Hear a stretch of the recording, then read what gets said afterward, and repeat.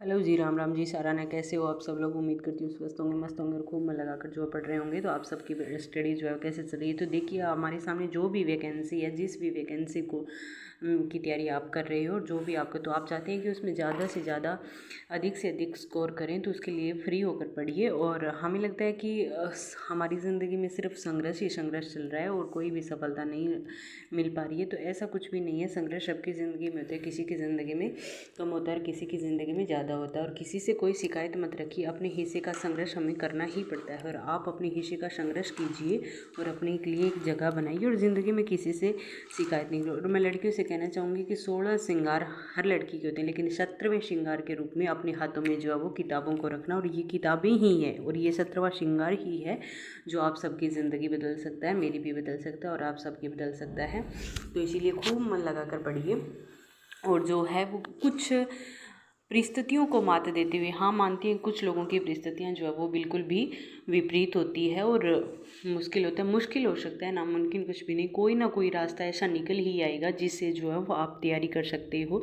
तो आप अपनी तैयारी को लगातार बिना रुके बिना झिझके, कहते हैं ना कि दौड़ नहीं सकते तो चलिए, चल नहीं सकते तो रेंगे, लेकिन रुकना नहीं है। क्योंकि पढ़ाई एक ऐसी चीज़ है जिसमें कंसिस्टेंसी बहुत ज़रूरी है। अगर हम लगातार मेहनत करेंगे ना, तो कोई ना कोई रिजल्ट तो हमें मिले ही मिलेगा। ऐसा नहीं है कि भगवान जी रिजल्ट नहीं देते, रिजल्ट हमेशा हमें मेहनत का फल मिलता है।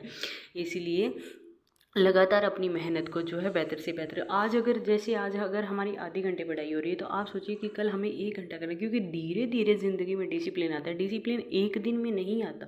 और APJ अब्दुल कलाम आज़ाद ने कहा है कि हम अपना फ्यूचर नहीं बदल सकते, लेकिन हम अपनी आदतें ज़रूर बदल सकते हैं। और आपकी आदतें ही निश्चित रूप से आपका जो है वो फ्यूचर बदल देगी।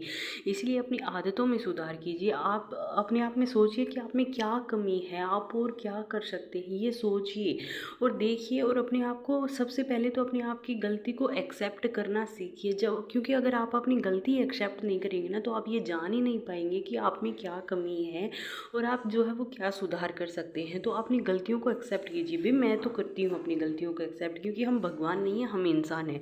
और इंसान जो है वो गलतियों का पुतला होता है और हम सबसे गलतियाँ होती है। तो आप सोचिए कि आपसे क्या गलतियाँ होती है, क्या आप में कमियाँ हैं और क्या आपको सुधार करनी। क्योंकि जब तक हम अपनी गलतियों पर काम नहीं करते ना, तब तक हम बेहतर इंसान नहीं बनते।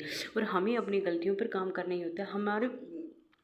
हमारे अंदर बहुत सी कमियां होती है, बहुत सी हम गलतियां होती है जिनको हम आगे लेकर नहीं चल सकते। हमें उसमें समय रहते हुए अगर उनमें सुधार कर लेंगे, तो हम एक बहुत ही बेहतर इंसान बनकर जो है वो उभरेंगे।